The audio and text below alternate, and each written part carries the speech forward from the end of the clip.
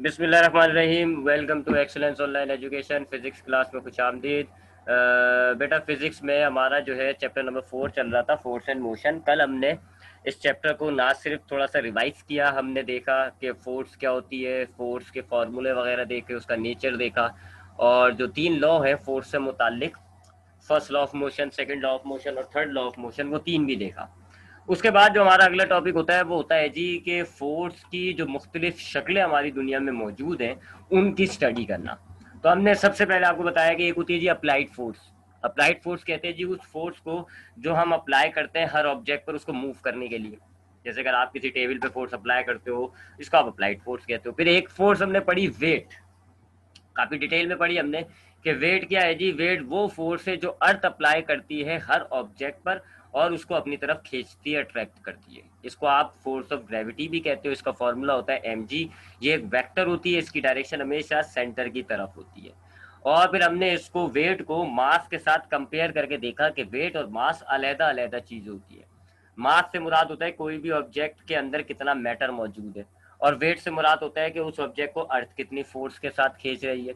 मास जो होता है, हर ऑब्जेक्ट का मास फिक्स होता है, जबकि वेट जो है वो आप जितना जमीन से दूर जाते जाएंगे वेट उतना रिड्यूस होता जाएगा, कम होता जाएगा। इसकी वजह होती है कि जी की वैल्यू कम होती रहती है। तो जितना आप जमीन से ऊपर जाते जाते हैं जी की वैल्यू कम हो जाती है, जिसकी वजह से आपका वेट रिड्यूस होता रहता है। और एक टाइम आता है कि जब आप स्पेस में पहुंच जाते हैं, खला में पहुंच जाते हैं, तो वहां आपके जी की वैल्यू 0 हो जाती है, जिसकी वजह से आपका वेट भी 0 हो जाता है और आप फिर अट्रैक्ट नहीं हो रहे होते, आप फ्लोट कर रहे होते। तो स्पेस में हमने देखा है कि ऑब्जेक्ट जो है वो फ्लोट करता है, ना कि अर्थ में अट्रैक्ट हो रहा होता है। तो ये हमारे पास फोर्स की दूसरी शक्ल थी। अब हम बात करेंगे फोर्स की एक और टाइप, इसको हम कहते हैं टेंशन। टेंशन क्या होती है? देखिए जी, टेंशन की ये डेफिनेशन है, force produce in string in the reaction of the wait.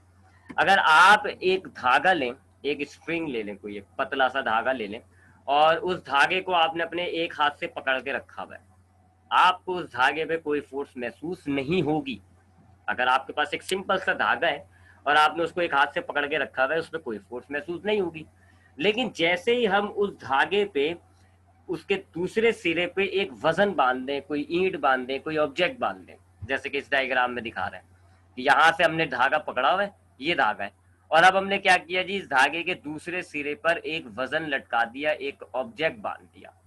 तो फिर जैसे ही हम ऑब्जेक्ट बांधेंगे तो हमें महसूस होगा अपने हाथों में कि धागे के अंदर एक फोर्स डिवेलप हो गई। ये प्रैक्टिकल करके देख सकते हो आप एक धागा लो, पहले उसको नॉर्मली धागे को पकड़ के रखो, तो आपको कोई धागे पे फोर्स महसूस नहीं होगी, कोई खिंचाव आपको धागे पे जो है तनाव सा, खिंचाव सा महसूस नहीं होगा। फिर आप क्या करें जी, उस धागे के एक सिरे पे आपने, दूसरे सिरे पे आपने कोई वजन बांध दिया, कोई ईंट वगैरह रख दी।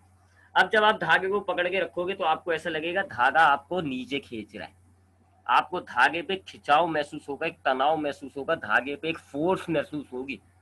तो ये जो धागे पे फोर्स अब पैदा हो गई, इस स्ट्रिंग पे पैदा होने वाली फोर्स को आप कहते हो टेंशन। ठीक है, तो ये एक स्पेसिफिक हो गई। जैसे कि वेट जो होता है वो अर्थ लगा रही होती है, ये टेंशन क्या होती है, जो धागे में पैदा होती है फोर्स, उसको आप टेंशन कहते हो। जब भी आपने एक धागे पे कोई ऑब्जेक्ट बांधा, तो जो धागे पे फोर्स पैदा हो गई है, that force is called tension. अब इसकी वजह क्या है जी, धागे में ऐसी क्या मुसीबत आ गई कि अब धागे में टेंशन पैदा हो गई, फोर्स पैदा हो गई? वजह यह है कि हमने जो ऑब्जेक्ट ये बांधा है, ये ऑब्जेक्ट जो बांधा है, इसको अर्थ अपनी तरफ अट्रैक्ट कर रहा है बाकायदा एक फोर्स लगा के, जिसको हम कहते हैं ये उसका वेट है, डब्ल्यू। तो ये जो आपका ऑब्जेक्ट जो आपने धागे से बांध दिया, इस पर अर्थ फोर्स अप्लाई कर रहा है, विच इज कॉल्ड वेट, जो कि नीचे की तरफ एक्ट करती है। अब थर्ड लॉ ऑफ मोशन के मुताबिक जब भी फोर्स लगती है, एक अपोजिट डायरेक्शन में फोर्स पैदा हो जाती है। अब यहाँ देखें, एक फोर्स पैदा हो रही है जी डब्ल्यू, तो अब क्या होगा जी, थर्ड लॉ के मुताबिक धागे पर एक ऊपर की जानिब फोर्स पैदा हो जाएगी, और उसी फोर्स को जो रिएक्शन के तौर पर आ रही है, इस फोर्स को आप कहते हो टेंशन। ठीक है, तो टेंशन क्या है जी, एक स्ट्रिंग पे पैदा होने वाली फोर्स। कैसे पैदा होती है? जब आप एक स्ट्रिंग में वेट बांध दें, तो अब उस ऑब्जेक्ट का जो वेट है नीचे की तरफ एक्ट कर रहा है, पलटे में रिएक्शन में एक ऊपर की तरफ फोर्स पैदा हो जाएगी, जिसको आप कहते हो टेंशन। अगर आप ये वेट हटा देते हो, आपने ये धागे में से वजन हटा दिया, तो अब कोई नीचे वाली फोर्स नहीं है, कोई डब्ल्यू नहीं है, तो इसलिए पलटे वाली जो फोर्स होती है यानी टेंशन जो होती है वो भी नहीं होती धागे पे। जैसे आप वजन बांध देते हो, अब आपके ऊपर, आपके पास वेट नीचे, टेंशन ऊपर। आपने देखा होगा लोग पतंग उड़ा रहे होते हैं तो पतंग जो है वो धागे से बंधी हुई है। वही है जी, वेट, वो जो पतंग का वेट होता है वो उसको दूसरी तरफ खींच रहा होता है, धागे में अपोजिट फोर्स पैदा हो जाती है, टेंशन कहते हो आप इसको। तो टेंशन क्या है जी? स्ट्रिंग पे पैदा होने वाली फोर्स, वो फोर्स जो धागों में जन्म लेती है, धागों में पैदा होती है, उस फोर्स को आप कहते हो टेंशन। और इसका रीजन क्या होता है? जैसे ही आप धागे पर कोई वजन लटका दोगे तो उस ऑब्जेक्ट का वेट नीचे की तरफ एक्ट करना शुरू कर देगा और धागे को नीचे की तरफ ले जाना शुरू कर देगा। तो पलटे में थर्ड लॉ के मुताबिक एक अपोजिट फोर्स पैदा हो जाएगी। वेट चूंकि नीचे की तरफ एक्ट कर रहा है तो अपोजिट यानी ऊपर की तरफ, धागे की तरफ एक फोर्स पैदा हो जाएगी जिसको आप टेंशन कह रहे हो। ठीक है जी। एक और मामला जरा डिस्कस कर ले। ये तो एग्जाम्पल है जी, आपको मैंने पतंग की एग्जाम्पल दी है कि अगर आप पतंग को धागे से बांधे हुए होते हो तो आप पतंग जो है आपको ऊपर की तरफ उड़ रही होती है, हवा जो है पतंग को ऊपर की तरफ लेके जा रही है, तो ऐसे फोर्स लगना शुरू हो जाती है। पलटे में एक ऐसे धागे पे फोर्स पैदा हो गई। इसी तरह आपने ये क्रेन देखी होगी, क्रेन के अंदर ये एक स्ट्रिंग होता है और इसमें ये एक बहुत बड़ा सा बॉल सी लटकी हुई होती है, वजन। तो यहाँ पर इस स्ट्रिंग पर जब आप हाथ लगाओगे आपको लगेगा कि स्ट्रिंग टाइट हुआ है, तनाव आया हुआ, फोर्स आई हुई है इस स्ट्रिंग पे, जिसको आप टेंशन कहते हो। क्यों आई हुई है? क्योंकि ये जो आपने मास लटकाया है इसको दुनिया नीचे की तरफ खींच रही है, नीचे की तरफ इस पर फोर्स लग रही है, पलटे में एक ऊपर की तरफ फोर्स लगने लग गई जिसको आप टेंशन कहते हो। तो नीचे की तरफ जो फोर्स लग रही है वो वेट है और ऊपर की तरफ जो धागे में फोर्स आ रही है वो टेंशन है। ठीक है। एक और बात वो मैं बताता चलूं इस केस के अंदर मामलात में, इस डायग्राम को जरा देखिएगा। अगर अभी ये धागा मेरे पास मौजूद है और मैंने इसमें ये वजन बांधा हुआ है, दो फोर्सेस इस पर काम कर रही हैं इस वक्त। एक इसका वेट नीचे की तरफ लेके जाना चाह रहा है, टेंशन ऊपर की तरफ। अगर ये दोनों फोर्स बराबर होंगी, दोनों फोर्स इक्वल होंगी, तो फिर आपका ये जो सेटअप है, ये जो ऑब्जेक्ट है, ये जो बॉडी है, ये कहीं नहीं जाएगी, ना नीचे ना ऊपर, ये ऐसे ही रुकी रहेगी, स्टिल पोजीशन में रहेगी, क्योंकि दोनों फोर्सेस एक दूसरे को काट देंगी। ये +2 तो ये -2 कट गई। सपोज करें हमारे पास वेट ज्यादा है, नीचे वाली फोर्स ज्यादा है, तो फिर ये ब्लॉक नीचे मूव करेगा। और अगर हमारे पास टेंशन ज्यादा होगी तो ये ब्लॉक ऊपर की तरफ मूव करेगा, यानी जिस डायरेक्शन वाली फोर्स ज्यादा होगी ऑब्जेक्ट उस तरफ मूव करता है। इसको एग्जाम्पल के तौर पर अगर लेना है तो आपने रस्साकशी वाला मुकाबला देखा होगा कि एक रस्सी को कुछ लोग सीधे हाथ से पकड़ लेते हैं, कुछ लोग उल्टे हाथ से पकड़े हुए होते हैं और दोनों तरफ से लोग खींचना शुरू कर देते हैं। अगर दोनों तरफ ये अपोजिट फोर्सेस हो गई, एक सीधे हाथ पे लग रही है, एक उल्टे हाथ पे लग रही है। अब अगर दोनों तरफ की फोर्सेस बराबर होती है तो रस्सी रुकी रहती है, सीधे हाथ वाली फोर्स ज्यादा हो जाती है तो धागा सीधे, रस्सी जो है सीधे हाथ की तरफ चली जाती है, उल्टे हाथ वाली फोर्स ज्यादा हो जाती है तो ऑब्जेक्ट उस तरफ चले जाता है। तो ये जरा टेंशन के केस को जरा ध्यान में रखिएगा क्योंकि हम जो डेरिवेशन करेंगे उसमें ये बहुत बड़ी अहम बात होगी। तो टेंशन क्या है जी? धागे पे पैदा होने वाली फोर्स को आप टेंशन कहते हो, जो कि आपने जैसी ऑब्जेक्ट लगाया तो वेट के पलटे में पैदा हो जाती है, वेट के रिएक्शन में पैदा हो जाती है, उस फोर्स को आप कहते हो टेंशन। अगर टेंशन और वेट बराबर होंगे तो ऑब्जेक्ट रुका हुआ वो होगा, अगर वेट ज्यादा होगा तो नीचे जाएगा ऑब्जेक्ट, अगर टेंशन ज्यादा होगी तो ऑब्जेक्ट ऊपर जाएगा। ठीक है, जो फोर्स ज्यादा होगी ऑब्जेक्ट उसकी डायरेक्शन में जाना शुरू कर देगा। ये होती है जी टेंशन, दो टाइप की, दूसरी टाइप की फोर्स। तो हमने देखा जी एक वेट और एक टेंशन। अब हम तीसरी टाइप की फोर्स देखेंगे। टेंशन में डेरिवेशंस भी हैं, टेंशन का खाली इतनी सी बात नहीं है, एक दो केसेस है हमारे पास, एक केस 1 कहलाता है, एक केस 2 कहलाता है, लेकिन वो हम जब ये पूरा थ्योरेटिकल चैप्टर हो जाएगा तो फिर उसके बाद हम डेरिवेशन को देखेंगे। पहले जरा टॉपिक को कंप्लीट करने की तरफ जाते हैं। तो दो फोर्सेस हो गई जी, एक वेट और एक टेंशन। अब तीसरी किस्म की फोर्स को स्टडी करेंगे which is called friction. Which is called friction. Friction किसे कहते हैं? उर्दू में कहते हैं इसको रगड़, उर्दू में कहते हैं इसको रगड़। अब सपोज करें जी कि ये आपके पास एक ब्लॉक है, ये एक आपके पास अलमारी है, कोई डब्बा रखा हुआ है और ये आपने एक जमीन पे रखा हुआ है। ये जो नीचे वाली है ये जमीन है और ये एक डब्बा है। अब आप इस पर ऐसे, ये पुशिंग फोर्स जो लिखा हुआ है ये आप फोर्स अप्लाई कर रहे हैं इस पर, आप इस पर फोर्स अप्लाई कर रहे हैं इसको मूव करने के लिए, इस डायरेक्शन में आप मोशन पैदा करना चाह रहे हैं। तो ये एक अलमारी मौजूद है, मैं इस पर फोर्स अप्लाई कर रहा हूँ और इस डायरेक्शन में मोशन पैदा करना चाह रहा हूँ। थर्ड लॉ के मुताबिक जब आप फोर्स लगाते हो अपोजिट डायरेक्शन में एक फोर्स पैदा होती है। जाहिर बात है यहाँ पर मैं ये पुशिंग फोर्स के नाम से एक फोर्स लगा रहा हूँ, तो ऑब्वियस बात है थर्ड लॉ के मुताबिक एक अपोजिट फोर्स भी पैदा होगी। तो जो अपोजिट फोर्स इस सिनेरियो में, इस कंडीशन में पैदा होती है, उसको आप कहते हो फ्रिक्शन। पिछली डायरेक्शन में जब आपने, पिछली टॉपिक में जब आपने धागे के साथ वेट बांधा, तो अब इस सिचुएशन में जो अपोजिट फोर्स पैदा हो रही है उसको आप कह रहे हो टेंशन। धागे के साथ जब ऑब्जेक्ट लग रहा है तो जो रिएक्टिव फोर्स है उसको आप कह रहे हो टेंशन। और जब आप एक ऑब्जेक्ट को दूसरे पर रख के चलाते हैं, यानी अगर आपने जमीन पर रख के कोई अलमारी रख दी, गाड़ी को धक्का दे रहे हैं, आप कोई तखत एक जगह से दूसरी जगह लेकर जा रहे हैं, आप कोई ठेला चला रहे हैं, तो जब आप एक ऑब्जेक्ट को मूव करने के लिए जब फोर्स अप्लाई करते हो तो जो अपोजिट फोर्स पैदा हो रही है उसको हम कहते हैं फ्रिक्शन। ठीक है, थोड़ा सा फर्क आ रहा है। धागे के साथ जब आपने एक ऑब्जेक्ट बांधा तो जो अब अपोजिंग फोर्स आ रही है वो क्या कहलाती है, टेंशन। और जब आप एक ऑब्जेक्ट को मूव करने के लिए जब फोर्स अप्लाई करते हैं तो जो अपोजिंग फोर्स पैदा होती है उसको आप कहते हो फ्रिक्शन। ठीक, बात समझ में आई ये वाली? आगे बढ़ूंगे। ईशा जी जी सर। समझ में आई बात? जी, और सर टेंशन सिर्फ धागे में ही पैदा होती है?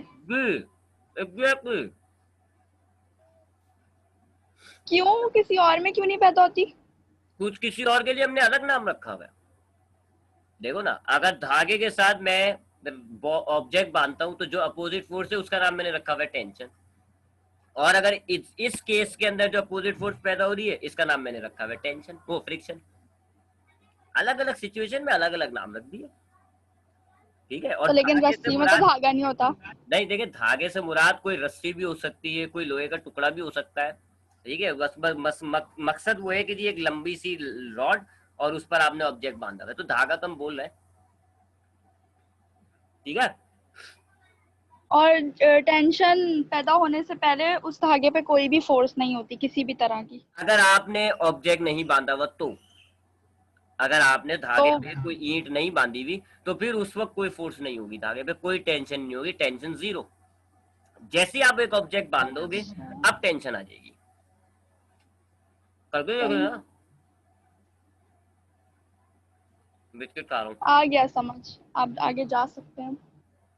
आप करके देख लीजिएगा, आप एक धागे के साथ एक बॉल बांधेंगे आपको नजर आएगा धागा झुकता हुआ।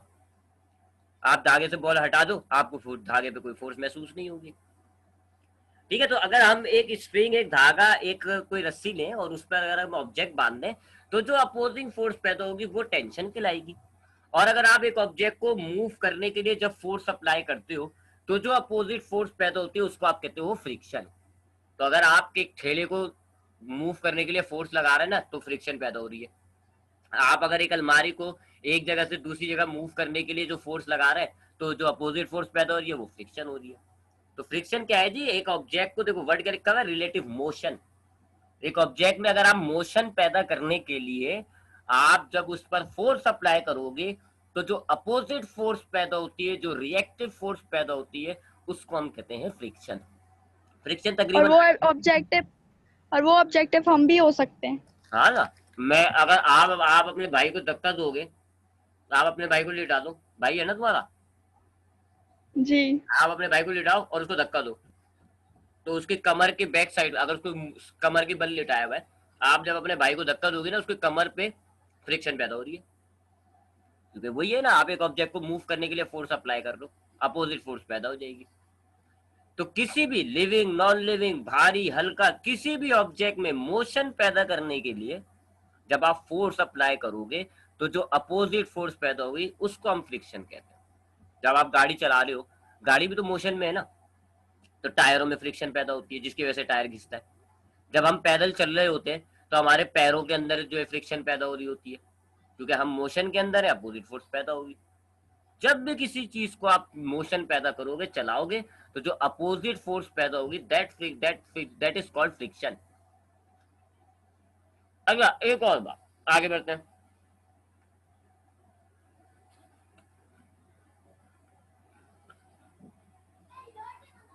अब हम जरा फ्रिक्शन की थोड़ा और डिटेल लेते हैं।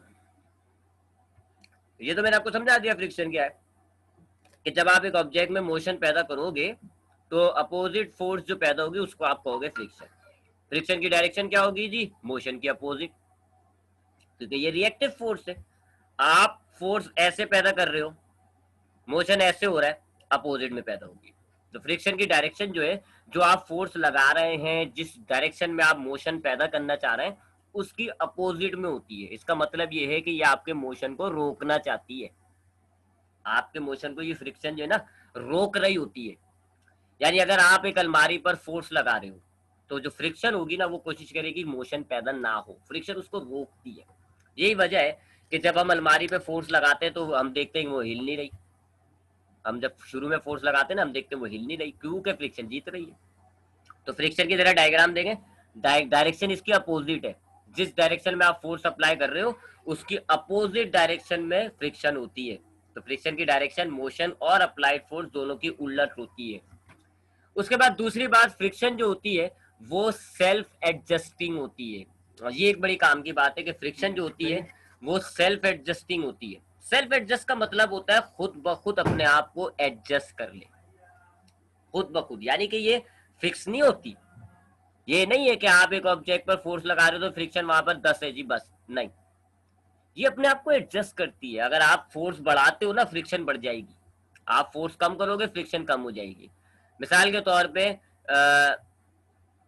ये तो गलत एग्जांपल आ रही है, अभी नहीं, ये बाद में आनी चाहिए। मिसाल के तौर पे आप जो है 10 न्यूटन फोर्स लगा रहे हो, तो फ्रिक्शन जो है वो 10 हो जाएगी। आपने फोर्स बढ़ा दी, 12 कर दी, फ्रिक्शन भी 12 हो जाएगी। आपने 15 कर दी, फ्रिक्शन भी 15 हो गई। आपने फोर्स कम कर दी, फ्रिक्शन भी कम हो गई। सेल्फ एडजस्टिंग, आप जितनी फोर्स लगा रहे हो उस हिसाब से ये अपने आप को एडजस्ट कर रही है, ठीक है, ये सेल्फ एडजस्टिंग होती है। बट लेकिन टू अ सर्टेन लिमिट, एक लिमिट तक।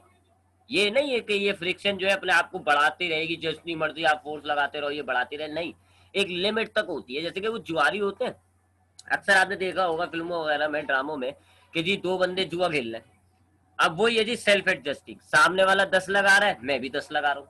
सामने वाले ने 100 लगाए, मैंने भी 100 लगा दिए। सामने वाले ने 200 लगाए, मैंने भी 200 लगा दिए। सामने वाला जितना लगा रहा है पैसा, मैं भी उतना लगा रहा हूँ। सामने वाला फोर्स है, मैं फ्रिक्शन हूँ, ठीक है ना। बिल्कुल इसी तरीके से आपकी जितनी आप फोर्स लगा रहे हो उतनी आपकी फ्रिक्शन हो रही है, जितनी आप फोर्स लगा रहे हो उतनी आपकी फ्रिक्शन हो रही है। लेकिन मैं जुए में जो पैसा लगा रहा हूँ, मैं क्या अंधाधुन लगाऊंगा? नहीं, मेरी एक लिमिट होगी, 1000, 2000, 3000, मेरी एक लिमिट होगी कि भाई इस लिमिट तक मैं लगा सकता हूँ, इससे आगे मैं नहीं लगा पाऊंगा। अब सामने वाले ने मेरी लिमिट तक पहुंच गया, मैंने लगा दी, अब वो उससे बढ़ाएगा, मैं हार मान चुका हूँ, मैं इससे ज्यादा नहीं लगा सकता। बिल्कुल यही मामला फ्रिक्शन का होता है। आपकी फ्रिक्शन जो है सेल्फ एडजस्ट तो है, but to a certain limit. आपकी फ्रिक्शन अपने आप को फोर्स के हिसाब से बढ़ाती है, लेकिन एक लिमिट तक बढ़ाएगी, उसके बाद ये नहीं बढ़ा सकती। उस लिमिट को आप कहते हो लिमिटिंग फ्रिक्शन। जो लिमिट होती है उस लिमिट को आप कहते हो लिमिटिंग फ्रिक्शन। फॉर एग्जाम्पल, इस डायग्राम के अंदर सपोज करो जी हमारी जो फ्रिक्शन की लिमिट है वो है जी 10 न्यूटन। इस डायग्राम में, इस सिचुएशन में फ्रिक्शन की लिमिट है जी 10 न्यूटन, यानी कि आप फोर्स बढ़ाओगे फ्रिक्शन बढ़ेगी कब तक? 10 न्यूटन तक। सपोज करें आपने शुरू में 2 न्यूटन लगाई, फ्रिक्शन 2 न्यूटन, आपने बढ़ाई 3 न्यूटन करी, फ्रिक्शन भी 3 न्यूटन हो गई, 7 करी, इस फ्रिक्शन भी 7 न्यूटन हो गई। आपने 9 न्यूटन करी फोर्स, फ्रिक्शन भी 9 हो गई। आपने 10 करी, फ्रिक्शन भी 10 हो गई। इन सारी सिचुएशन में आपका ऑब्जेक्ट नहीं मूव करेगा, क्योंकि दोनों बराबर एक दूसरे को कैंसिल कर देती है, मोशन नहीं आ रहा। लेकिन सपोज करें जब आपने 12 न्यूटन लगा दी लिमिट से ऊपर, अब 12 न्यूटन में से 10 न्यूटन फ्रिक्शन को बैलेंस करने के चक्कर में खत्म हो गई, जाया हो गई, कैंसिल हो गई, बच गए 2 न्यूटन। 2 न्यूटन से आपका ये मोशन पैदा हो जाएगा, 2 न्यूटन से मोशन पैदा हो जाएगा। जब तक आपकी फ्रिक्शन लिमिट तक नहीं पहुंच रही तब तक मोशन पैदा नहीं होता। मिसाल के तौर पे इसको एक एग्जांपल से लें, आपसे बोला जाए जी एक अलमारी को धक्का लगाओ, आप शुरू में जब धक्का लगाते हो नहीं लगता, आप नहीं हिला पाती अलमारी, क्यों? क्योंकि आप जितनी फोर्स अप्लाई कर रहे हो फ्रिक्शन अपनी लिमिट तक नहीं पहुंच रही। आप 2 न्यूटन अप्लाई कर रहे हो, फ्रिक्शन भी 2 न्यूटन हो गई, कैंसिल, आप मोशन पैदा नहीं कर पा रहे हो, उस अलमारी को धक्का नहीं दे पा रहे। आपने अपने भाई को बुला लिया, भाई को बुलाया, भाई ने भी आपके साथ धक्का लगाना शुरू कर दिया, इसका मतलब है आपने फोर्स बढ़ा दी। अब आपने फोर्स बढ़ा दी, फ्रिक्शन भी बढ़ गई, अभी भी आप लोगों की आपकी फोर्स और फ्रिक्शन बराबर है, कैंसिल हो गई, ऑब्जेक्ट नहीं हिल रहा। फिर आपने अपने वालिद साहब को बुला दिया, अब वालिद साहब ने और ज्यादा फोर्स लगा दी, अब आपने फोर्स लगा दी ज्यादा, लिमिट से भी ऊपर ले गए आप। आपकी फ्रिक्शन की लिमिट थी 10 न्यूटन, आपने 12 न्यूटन लगाना शुरू कर दी। अब आपकी 12 न्यूटन में से 10 न्यूटन जो है फोर्स, वो फ्रिक्शन को बैलेंस करने में जाया हो गई, 2 न्यूटन बच गई। अब 2 न्यूटन से आपका ऑब्जेक्ट हल्का हल्का मूव करने लग जाता है, हल्का हल्का चलने लग जाता है। फिर आप एक और बंदे को बुला लेते हो, एक और बंदा फोर्स लगाता है, अब 20 न्यूटन लग रही है टोटल। 20 में से 10 न्यूटन फ्रिक्शन को बैलेंस करने में लग गई, 10 न्यूटन आपके पास बच गई। आप 10 न्यूटन से ऑब्जेक्ट को और ज्यादा मूव कराने लग जाते हो। ऐसे खेलता है फ्रिक्शन आपके साथ। तो ये जब हम धक्के लगाते हैं ना चीजों में, और हम देखते हैं जी शुरू में मूव नहीं कर रही होती, थोड़ी देर बाद मूव करने लग जाती है। जब हम किसी भाई को, किसी दोस्त को, यार को, किसी तगड़े इंसान को बुलाते हैं, अब वो मूव करने लग जाती है। इसका मतलब ये नहीं है कि वो उस तगड़े इंसान ने जो फोर्स लगाई है उससे मूव कर रहा है, नहीं, हमारी भी फोर्स मोशन के अंदर फ्रिक्शन को बैलेंस करने में जाया हो रही है असल में। तो फ्रिक्शन क्या है जी, जब आप एक ऑब्जेक्ट को मूव करने के लिए फोर्स अप्लाई करते हो तो जो अपोजिट डायरेक्शन में फोर्स पैदा होती है उसको आप कहते हो फ्रिक्शन, पहली बात। दूसरी बात, ये फोर्स जो होती है फ्रिक्शन, ये आपके मोशन को रोकती है। इतनी एग्जांपल मैंने दिखाई है, आपको सुनाई है सबों में, देखो ये मोशन को रोकने की कोशिश करती है। तीसरी बात, इसकी डायरेक्शन आपकी फोर्स की डायरेक्शन की उलट होती है। चौथी बात, फ्रिक्शन आपकी सेल्फ एडजस्टिंग होती है, लेकिन एक लिमिट तक। एक लिमिट तक अपने आप को फ्रिक्शन बढ़ाएगी, उसके बाद इस लिमिट से आगे ये नहीं बढ़ती। अगर आपको ऑब्जेक्ट को मूव करना है, आप चाहते हैं ऑब्जेक्ट मूव हो, तो आप क्या करें जी, फ्रिक्शन की जो लिमिट होती है उससे ज्यादा फोर्स लगाओ। लिमिटिंग फ्रिक्शन, लिमिट की जो फ्रिक्शन की जो लिमिट होती है उसको आप कहते हो लिमिटिंग फ्रिक्शन। अगर आप चाहते हो ऑब्जेक्ट मूव करे, तो आप फ्रिक्शन की जो लिमिट है उससे ज्यादा फोर्स लगा दें। अब जितनी आप ज्यादा लगाओगे, ऊपर लगाओगे, उससे मोशन पैदा होगा। सारी से मोशन पैदा नहीं होगा। देखिए 12 न्यूटन से आप मोशन पैदा नहीं कर पा रहे। जो ऊपर है 10 न्यूटन के अलावा जो ऊपर फोर्स है, सिर्फ उससे आप मोशन पैदा कर पा रहे हो, दैट इज फ्रिक्शन। यहाँ तक कोई सवाल है तो पूछें। हर फोर्स का यूनिट न्यूटन ही होता है? जी एग्जैक्टली, वेट का भी न्यूटन, फ्रिक्शन का भी न्यूटन, क्योंकि है ये सारी फोर्स, नाम अलग है तो ये सारी फोर्स ना, इसलिए सबका टेंशन यूनिट। का यूनिट भी न्यूटन? किसका? हाँ ना, टेंशन का भी। टेंशन। ये सारी देखो, ये सारी वेक्टर है, ये सारी, इन सब का यूनिट न्यूटन है, क्योंकि ये है फोर्स। टेंशन भी वेक्टर है, उसकी डायरेक्शन कैसी होती है, ऊपर। ये भी वेक्टर है, इसकी डायरेक्शन कैसी होती है, फोर्स के अपोजिट। ये सारी फोर्स है, न्यूटन है इनका यूनिट, इनकी डायरेक्शन है, ये वेक्टर्स हैं, बस सिर्फ नाम हमने अलग अलग रखा हुआ है। जैसे आप भी इंसान हो, मैं भी तो इंसान हूं ना, पता नहीं सुबह तक तो था। मैं भी इंसान हूँ, आप भी इंसान हो, बस हमने नाम अलग अलग रखा हुआ है। आपका नाम है निशा, मेरा नाम है उमर। आप अपने क्लास में जाते हो, इतने सारी लड़कियां बैठी होती, सारे इंसान ही तो, सब इंसान हो, सब खाना खाते हो, सांस लेते हो, नाक से ऑक्सीजन लेते हो, कार्बन डाइऑक्साइड बाहर निकालते हो, सबों का काम तरीकेकार एक ही जैसा है, बस नाम अलग अलग रखा हुआ है पहचान के लिए। जो शरीफाबाद में रहता है उसका ये नाम है, जो उस घर में रहता है उसका ये नाम है, जो उस घर में रहता है उसका ये नाम है, अलग अलग नाम रखे हैं। यही मामला है यहाँ पर। ये सारी है फोर्सेस, बस कोई दुनिया लगा रही है फोर्स, तो उसका हमने अलग नाम रख दिया वेट। जो धागे में पैदा हो रही है उसका हमने अलग नाम रख दिया टेंशन। जो आपकी मोशन के अपोजिट में पैदा हो रही है उसका आपने अलग नाम रख दिया फ्रिक्शन। बस, और कोई सवाल नहीं। है? नहीं। अच्छा, अब ये जो लिमिटिंग फ्रिक्शन होती है, ये जो आपकी फ्रिक्शन की लिमिट जो मैंने आपको बताई है ना, लिमिटिंग फ्रिक्शन, ये डिपेंड करती है आपकी सरफेस की रफनेस पर। सरफेस की रफनेस क्या होती है जी, कि हमें ये जो दोनों ऑब्जेक्ट हैं, ये इस जगह पे जहां पे ये दोनों ऑब्जेक्ट मिल रहे हैं, ये हमें भले कितना ही चिकना स्मूथ नजर आए, अगर हम इसको माइक्रोस्कोपिक पे लें तो ये ऐसी होती है जैसे दूसरी डायग्राम में दिखा रहे हैं, रफनेस होती है इसमें, रगड़े। भले आपके ये दोनों शीशे हो, आपके ये दोनों जो है बिल्कुल चिकना, आप कहें कि सर मुझे मार्बल में तो कोई रफनेस नजर नहीं आती, आप माइक्रोस्कोप से देखोगे आपको रफनेस नजर आएगी। बस ये फर्क है, कुछ ऑब्जेक्ट में ज्यादा रफनेस होती है, कुछ में कम। कारपेट वगैरह में ज्यादा रफनेस होती है ना, कारपेट को आप हाथ लगाओ देखो ज्यादा रफनेस है, मार्बल वगैरह में कम रफनेस होती है। बहरहाल हर सरफेसिस में रफनेस होती है, ठीक है, इन रफनेस पर डिपेंड करती है फ्रिक्शन। ऑब्जेक्ट में जितनी ज्यादा रफनेस होगी फ्रिक्शन की लिमिट उतनी ज्यादा होती है, रफनेस कम होगी फ्रिक्शन की लिमिट कम होगी। अब जैसे ऊपर वाली डायग्राम में रफनेस देखो कम नजर आ रही है, फ्रिक्शन की लिमिट कम है। नीचे वाली डायग्राम में रफनेस ज्यादा है, तो अब यहाँ फ्रिक्शन की लिमिट ज्यादा होगी जी, 100-200 न्यूटन के करीब ज्यादा होगी। तो रफनेस, ये जो फ्रिक्शन होती है ये डिपेंड करती है, लिमिट जो फ्रिक्शन की लिमिट होती है, लिमिटिंग फ्रिक्शन, ये डिपेंड करती है चीजों की रफनेस पे। जो जितनी चीज जितनी ज्यादा रफ होगी उतना ज्यादा बड़ा फ्रिक्शन पैदा करता है वो।